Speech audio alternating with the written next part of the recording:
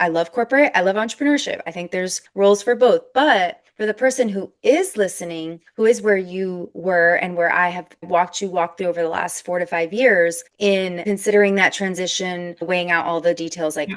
what was that like for you to go Yeah. from where you were to where you are now? And what would you say to somebody who was in that position? Yeah. So I'd say the biggest thing was you've just got to be clear that that is really, you're clear on what's the next step. So for me, I did not move until I knew that I felt like God had a next step for me, and I kept moving towards that next step. So I knew for a while that there was going to be something different, that I wasn't going to end there. Although when I started that job with that organization 25 years ago, I mean, I was there for Wow. almost 25 years. I wanted to retire there. I was I felt so blessed to work in an organization that was thinking differently and innovatively about education and was giving opportunities to people that a lot of the universities were not serving. So it created a Wow. space and a place for people to work full time and still get those skills upgrades. So I felt like I had a job that I loved. I learned quite a bit. I financially benefited from it. Like I felt very privileged and blessed to have the role I did. But for the last few years, I definitely felt a shift. And I can't Mm, describe the shift other than I think God's doing something new and I just had to keep totally. listening.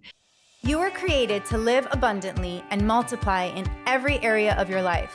But let's be honest, the road isn't always easy. We know that firsthand. We've been through highs and lows, from losing everything to now managing an investment fund, and we're still on the journey. This podcast isn't about having it all figured out. It's about real stories, kingdom principles, and trusting God with what's already in your hands. On Mandate to Multiply, we go deep into faith, family, finances, and other topics, sharing what we've learned and what we're still learning as we walk it out with Jesus. If you're ready to think bigger, live boldly, and multiply what matters most, Then you're in the right place. We're Jonathan and Melissa Edmiston, and this is Mandate to Multiply. Hi, everyone. I am so happy to be here with you today. I have the beautiful Doris with me. Doris and I, once again, a friend that I'm interviewing that I met through Brooke Thomas's Live Out Loud Elite Mastermind. And I have known Doris for 5 years. We were both in the mastermind together for the first year, 5 years ago. And I cannot wait for you to hear Doris's story, how her life has just transformed and all the impact that she does and puts her hand to. She's a friend. She is a business boss. She does, like her leadership level and her gifting and what she's actually created and put her hand to is really, really amazing. I'm excited for you to hear from her, but mostly I love her heart and her gentle spirit. I love being around her. I love hugging her. So yeah, she's a friend and she's also one of our investors who trusted us from almost the beginning. So Doris, welcome to the Mandate to Multiply podcast. I'm excited to be here. Thank you. All right. So first thing I want to talk about, Doris, is just tell us a little bit about just who you are, what you do. I love that you are in an RV right now because you do the most adventurous things. I just can't wait. The traveling, the mission work, all the things Yeah. I've lived vicariously through you in lots of ways. So just tell us a little bit about what you do, a little bit about Yeah. your story and just whatever's on your heart to share. Okay, I'm going to go back to early childhood first because that kind of tells you kind of why I'm at the place I am right now in my season. So I grew up as a first generation US citizen. My parents were both refugees that got sponsored by a local church in Ohio to come to the US years and years and years ago. And I early on saw what the local church could do to support people in getting their feet on the ground and then everybody then turning that around and giving back. So that got implanted in me very early, but my parents never got to finish their education. So from early age, they preached, make sure you take your education seriously, take every advantage of learning, make sure you're thinking about like what you can do and how you can get to college. And so I did that and fell in love with learning because I saw it open up choices, like it opened up perspectives, it gave me choices, it gave me options. And I knew that with it came freedom. And I did not want to struggle the way my parents did financially trying to raise a family. So I knew that I had to take advantage of that. And I ended up doing a job that kept me in education for a really long time. I took a role with with the university and climbed to different levels of positions in the university. But I felt like it was a non-traditional university that really did give people an opportunity to come back to education for those that couldn't go right out of high school. And I felt like I was kind of giving back to my parents for their sacrifices by serving people like them and making sure they had an opportunity to grow skills that would then change generations of their families. And I saw those stories over and over again, resilience and overcoming challenges, and then what education and new skills did to an entire family moving forward, where they financially could support their family, but also role modeling to their own kids what's possible. And so I financially benefited from that, but I also knew that God had a bigger plan for my life.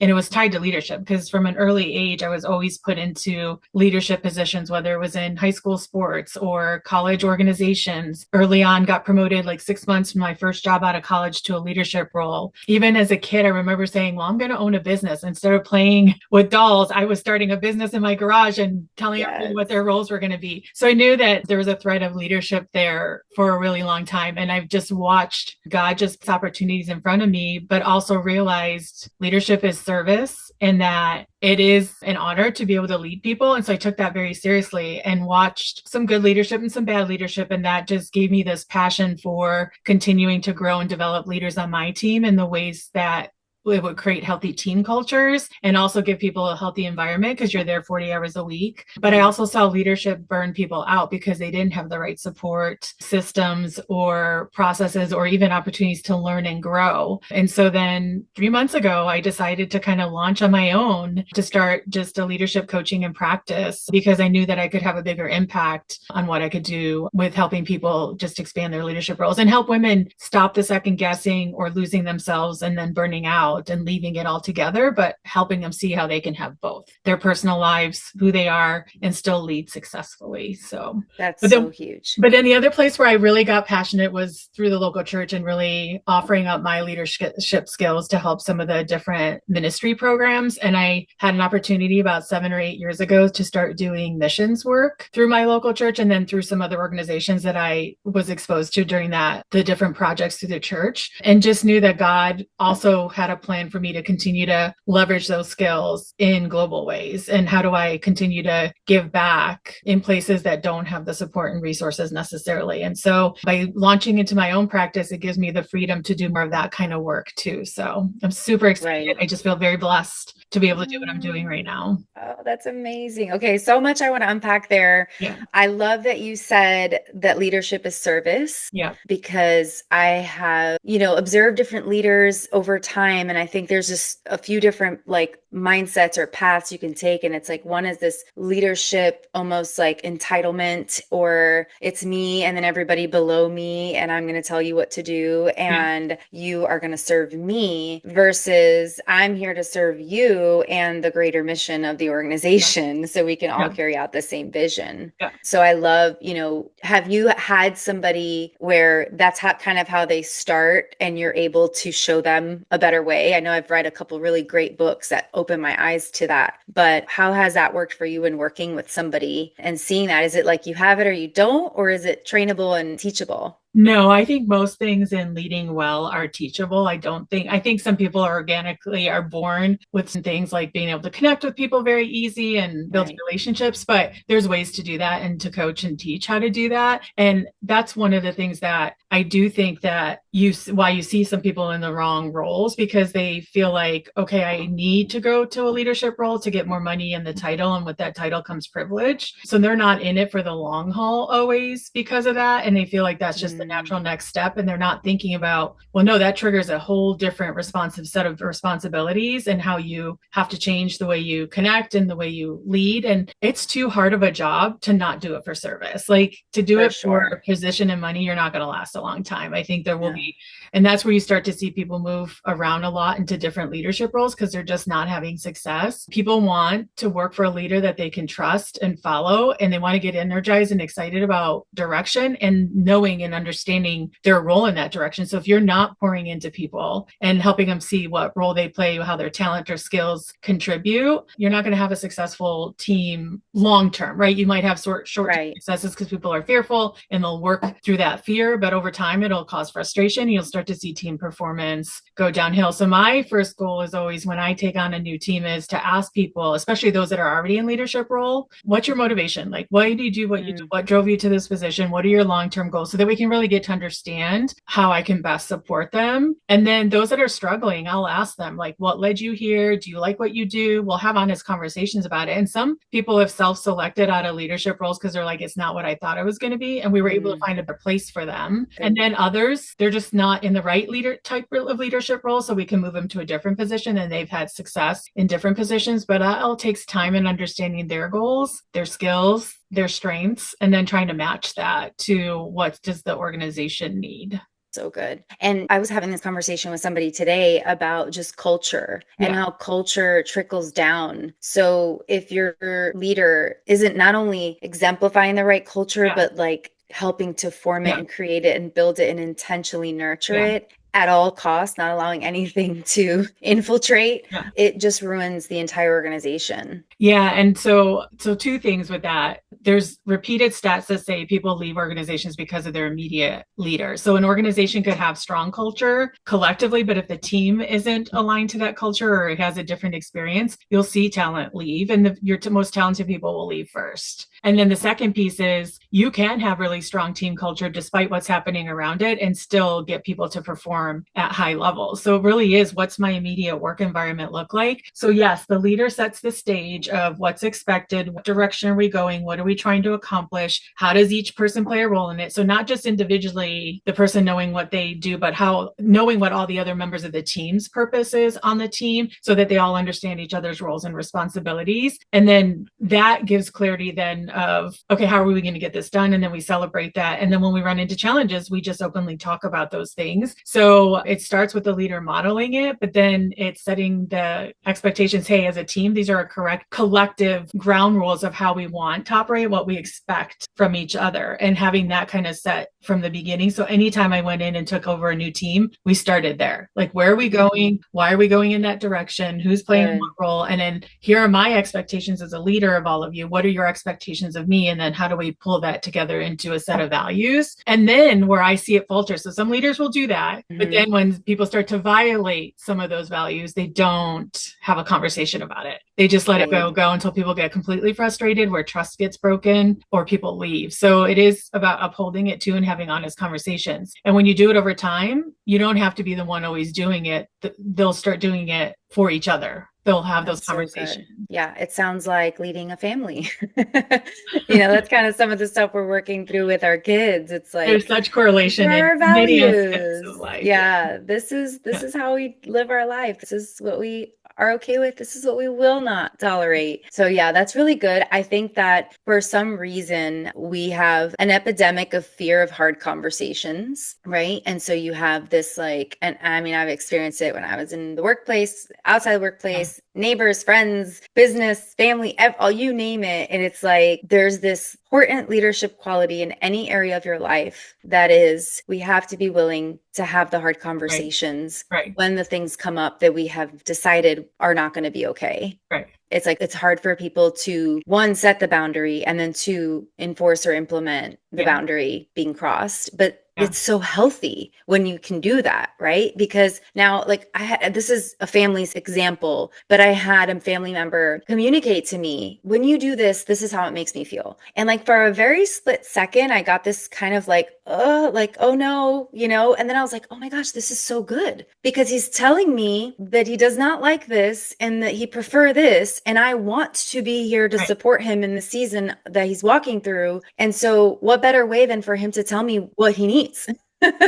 And if we could, and he apologized, I'm sorry. I'm like, no, thank you. I'm very grateful that you communicated to me. And so if we could just take that into leadership and business and every area of our lives, to have those hard conversations is, I think, crucial. Yeah. And I think most times people are hesitant to have them because they're afraid of hurting people's feelings. And then culturally, we've had this kind of trend moving towards, if we disagree, we're canceled, right? That's happened for a while now. So true. So that's added additional additional pressure on not having those harder conversations. But I will say, if you set up the right atmosphere on the team and you build, like, intentionally make sure you're building trust one-on-one with each team member as a leader, but then giving the team an opportunity to build that trust through like team building activities and some informal time together so they can get to know each other personally and understand their motivations and what they really, who they are and what's important to them outside of work life. I think you start to see harder conversations happen more frequently because people don't feel like they'll be misunderstood. And we talk about it like, hey, if we're not going to, feedback's a gift. If we're not willing, we all have blind spots. If we're not going to talk about the challenges, how are we ever going to come them? We're going to be fuming in these corners and getting frustrated with each other when it could have been an easy conversation. And 5 minutes later, it's solved and we move on. Like, let's not take it personally. Let's treat it for what it's worth. Something's not working and let's figure out how to fix it without trying to figure out who to blame. So we kind of take the person out of it. And then I did for a while in the beginning, especially when I took on new teams, I'd have to say, I would share feedback and then I would say, okay, now's the time for you guys to challenge me. Where are my blind spots? What am I not understanding? What are some other perspectives I need to consider? So giving them permission to give me feedback. And then after some time, I didn't have to give permission. They just did. I was like, oh, they're not afraid to give me feedback now. So which is so good because how many people leave a position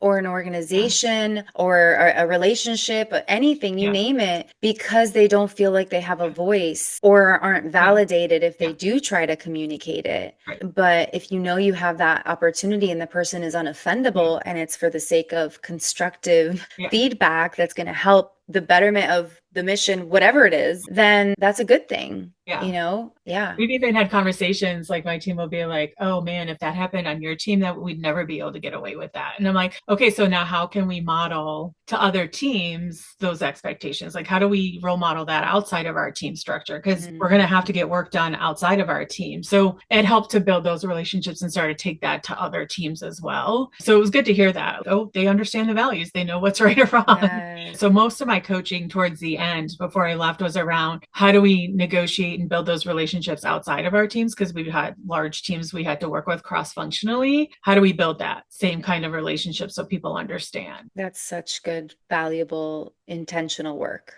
Yeah. I'm keep thinking about, yes, in business and with any hire and any team that you're leading. But I mean, these are really intentional conversations we're having in our home right now about, and I know any sales calls or training calls we've been on, like question number one is, do you know what the company's values are? And if we don't, then how do we even know what's expected, what's not expected if we're not sharing the same common values? And like you said, the vision, right? The leader has to start with everybody's buy-in on the vision. Right. And again, this all translates into running a family. Yeah. Well, I mean, it translates into even like everything. The volunteer work that I've done through the church and through the missions teams we've taken, globally, same thing. Like the processes all translate, right? People want to have an impact. They want to do meaningful work. They're there for a reason. They raise their hand. So how do we make sure we're understanding what might have gone wrong if things are not working out the way they're supposed to? So obviously everyone has good intention. And most of the time it's misunderstanding and something just to be clarified. Every once in a while it's just, nope, they don't want to be there. They've changed their mind, or the organization changed direction and they're no longer aligned to it, and that happens. But then you got to have a choice. Either you get on board or maybe you need to start thinking about other choices that are a better fit. So a few times I've had to have those conversations, and we helped people find other things that were a better fit. So because you don't want people to stay in a position that they're miserable or they don't feel like they're contributing, and so he feels good about that. Would you say, I know this is like high level, like we're not going to go into the depth of it, but going into a leadership role, whether you're leading a ministry, a group at church, you're going on a missions trip, you are leading a team of 10 or a team of 500. If you were to give us an overview of the step 1, step 2, step 3, just from this conversation, I'm already like, okay, Doris, write the book, right? Like it's so kind of, step 1, right? And this could be so basic. Like I'm in my head as I'm listening to you. And again, I think this is important because whoever's listening or watching can implement this anywhere, right? Now, I think that any leader should reach out to you so that this work is done in depth and detail in the right way. But like, at least just to wrap our brain around, okay, step one, create the vision and the mission statement, the values. So can you just give us like a quick overview on, if I'm coming into, again, those different examples I gave you, what are the key things that need to be framed out first? Yeah. So first, as a leader, coming in as a leader, regardless of where you're coming in as a leader, is understanding what's the expectation of you as a leader. Like, what is the person who brought you in or has asked you to lead? What is it they're hoping you accomplish? Like, what would success look like? So I always ask them, what would you say success at the end of this would look like? How would you describe it? What words would you use? Are there numbers that you're paying attention to, depending on whether you're in industry or in volunteer work? So that gives me an understanding then from the beginning as a leader of the things that I have to make sure I'm accomplishing, because I have an obligation to the person who brought me in and entrusted me with that responsibility. Right. And then the next step is I have an obligation to the people that are going to be the resources to help me do that. So then I have to understand, why are they there? What is their motivation? What do they hope to get out of it? So like on mission trips, what drew you here? What do you hope to get out of the trip? What do you want to do? Like, what do you feel like would be a big win for you? What are you trying to learn? How are you trying to grow in a position, in an industry? Where are you trying to go in the future? Like, what do you hope? What skills do you think you have? How do you want to use them? So it's really taking the intentional time to get to know each person that's going to be part of the team. And then you start to dissect, if this is what I have to do as a responsibility to the organization or the person who brought me in, and this is the talent and the resources and the goals that my team has, do I have any gaps? And if I have any gaps, I have to then decide, how am I going to plug that? Do I need to bring on more people with different skill sets? Do I need to stretch somebody and go get them additional skill sets? So then I can then clearly know from the beginning, I have the right tools and resources to accomplish what I was asked to do. And then we have a conversation about that, saying, okay, here's the team. Like, here's our charge. Here's all the resources we have in the team. Here's all the skills and the talent we have on the team. I'm so excited that we're all going to be able to work this together. Everybody has a chance to share their capabilities. And then you set the goals. Well, how are we going to do that? What are the expectations? And most of the time, I'll break those things down to short-term goals so people understand what mile markers to look at. Because if you're waiting until the end, you may be way off track early and then don't have time to reset the direction. So that gives us good milestones. And if we're behind on milestones, then we pause and kind of relook at, did we get that timing wrong? Do we need a little extra time? How do we make up that time? Did we set the goals wrong? And then you're able to change direction, or you uncover hidden challenges that you just have to remove roadblocks for. And then you celebrate and communicate progress. You've got to be transparent on how the team's doing against those expectations, and giving them a chance to bring those things that they feel that they've accomplished, their own celebrations as well, giving them a floor to do that, as well as one-on-one acknowledging what you see as the leader, because people want to be seen, and they're not going to be in group settings, and just giving a general congratulations does not work. You've got to be able to one-on-one be able to call out those things so that you're reinforcing the things that you really want to continue. I love that so much. So, okay, there's two things I really want to make sure we get to. One is, just tell us briefly, because I've watched this story, kind of had a front row seat to seeing you thriving in your corporate position as a leader. You had a great job, great pay, great organization. Everything was wonderful. So, and I know there's so many people, and maybe listening today, who are in a position where it's not bad, but they know that they want different or more, or a better opportunity, or more money, or more impact, or more opportunity and more freedom. Yeah. And so I think I'm not the person to say like everybody needs to leave their corporate job and be an entrepreneur. I actually don't ever say that. I used to say that. I don't say that anymore because it's not for the faint. No.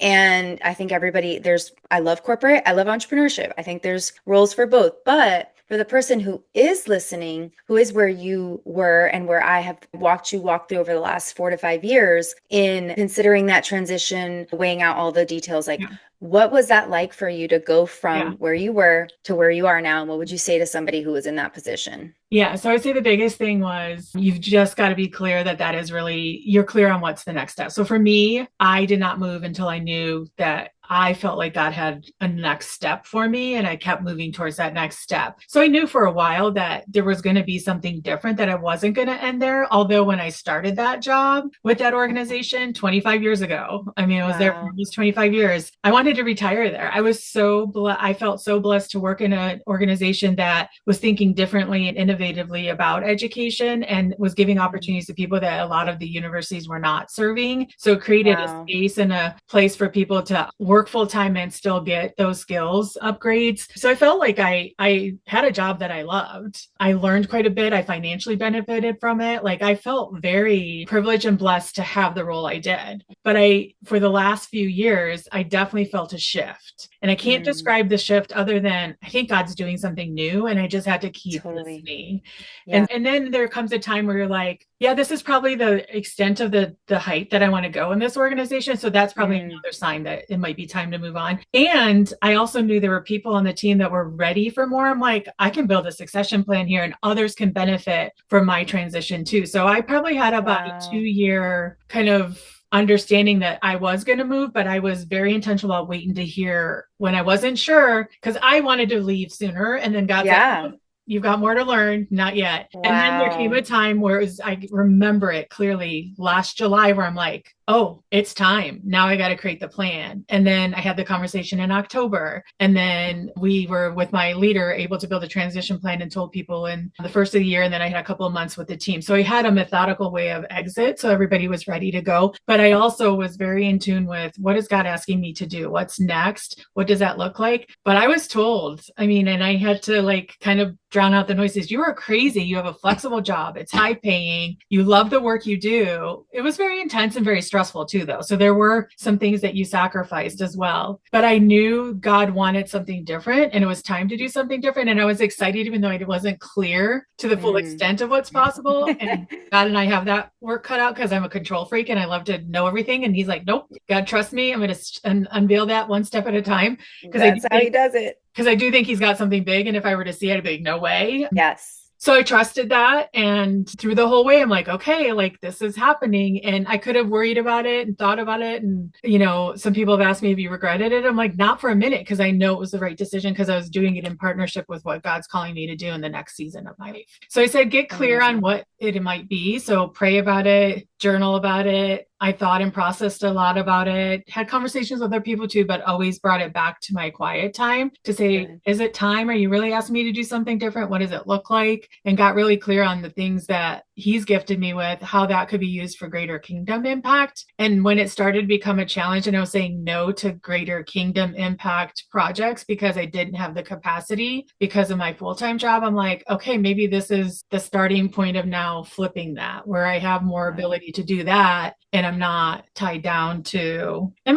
my boss was incredible. Like I had flexibility, but there's optics of being available too and not being gone all the time. For And sure. so I was very sensitive to that too. And so I knew it was time to go. Gosh, I love that because I mean, to me, that's true multiplication and impact and legacy because you didn't just work a job for 25 years and then give your 2 weeks notice and leave, right? Right. You created a lot of impact while you were there that there was a ripple effect of that to the people around you and the teams that you led. And then you left with the mindset of, I'm going to leave this better than I found it, which is like one of our values in our house. We always tell our boys, everywhere you go, everything you do, you leave it better than you found it. But you also left with the mindset of having opportunity for other people to step in and grow. So there's legacy in that too. There's multiplication, there's legacy, there's impact, there's intentionality and stewardship, right? I do believe that God is not only has he opened doors for you to step into this next season of entrepreneurship, but because you stewarded so well what you had in your hand for 25 years, now he's like, all right, now that you stewarded that well, wait and see what I'm going to open for you and what's next. But it can only happen through stepping out in obedience. Right. And, like you said, people are going to think you're crazy. I actually just recorded content about that very thing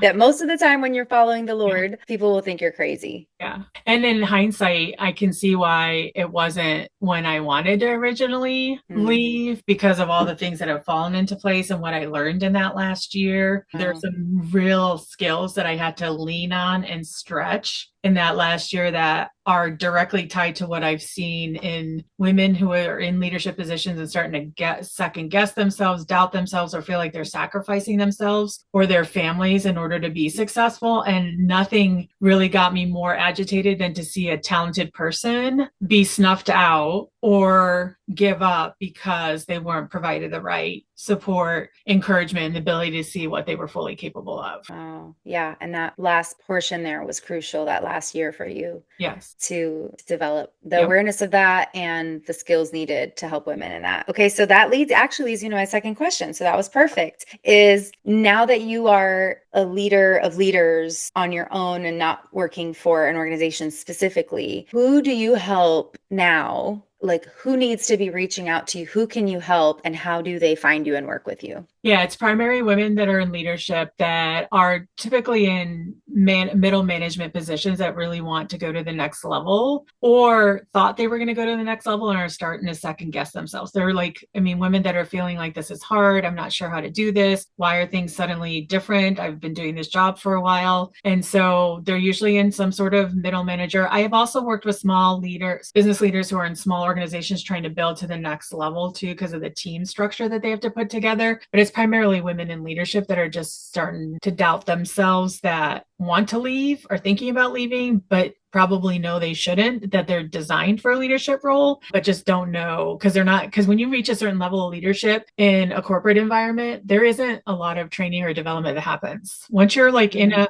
leadership position, people are like, you'll figure it out. You must know everything. You're good.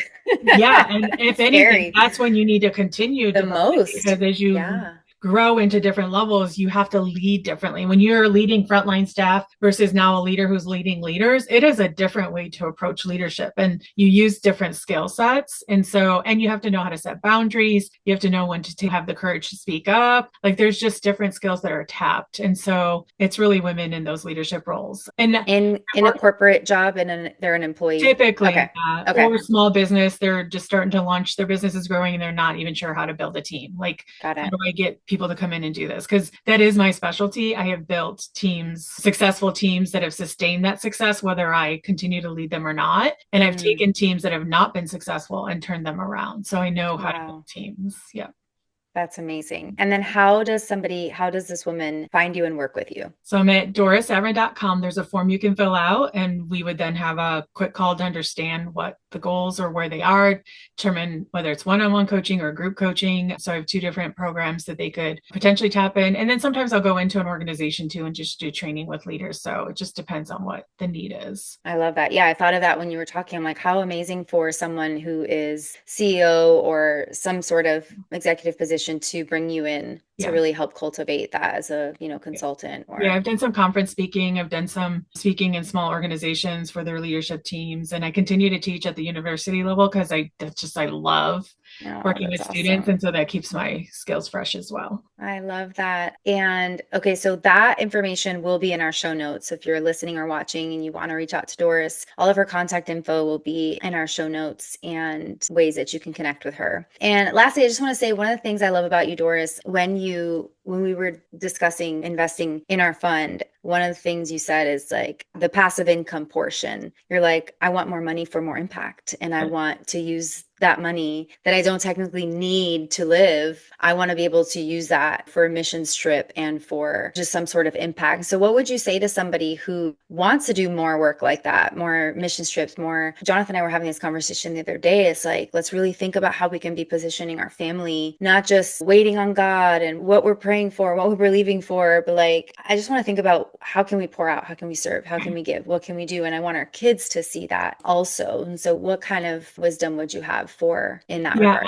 I'm a big believer, always connect back with your local church because they're already doing a lot in the local community. They have partnerships with different organizations. You don't always have to do global missions. There's lots of local missions to do. So my church has a team that does a really good job of both, like looking around in the surrounding communities, say, what can we do to support and serve the community? And they have a global component. So I would start there or connect to organizations in your local community that are doing good work, because there is always a need for volunteers, and start there and start to process with God, like what's maybe he calling you to do, because we're all called to serve in different ways. Like our first mission is love people, like, and just Yeah. follow Jesus through ourselves and really make sure people know who Jesus is. I mean, we all have that mission and you can do that in your neighborhood. But I would say start with a local church. I'm always a firm believer that there's always need there, and you'll find a place where God's probably asking you to connect, and just be super, aware in your prayers and your time with God. Like, who are you putting in front of me that you want me to serve? Like, how do you want me to serve? Where do you want me to do this? And be super sensitive to that, because there's opportunities to do that every single day. That's so good. I love that. Just having that servant mindset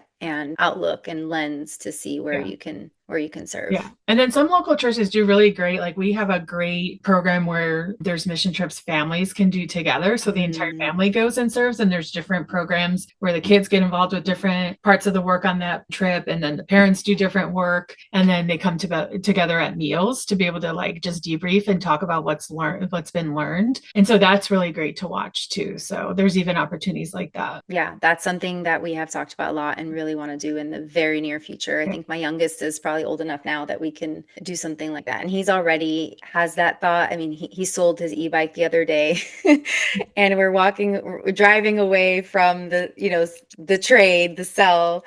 He has a wad of cash in his hand because he saved the money. He bought the e-bike. So when he sold it, he kept the money, and he goes, if I see a homeless person, I'm definitely going to give him some money. And he was like, just so excited to give, right away. And I was like, okay, we need to nurture that and, cultivate that even more in him, because I love that. Yeah. And I actually bring back stories and pictures of my trips and have those conversations with my niece and nephew. And they ask a lot about the kids and how are they growing up? Where do they live? What do they eat? So even starting conversations about like expanding their world outside their, four walls in their local community, and understanding that there are people living differently, and there's opportunities for us to really think about that. And we're so blessed in this country, and people don't always realize how different it is for different families around, even in our own, some places in some of our communities, but definitely here around the world. Yeah. Yeah. Oh, this is so good, Doris. Is there anything that you want to share or add or say before we end our time together? Yeah, I would just say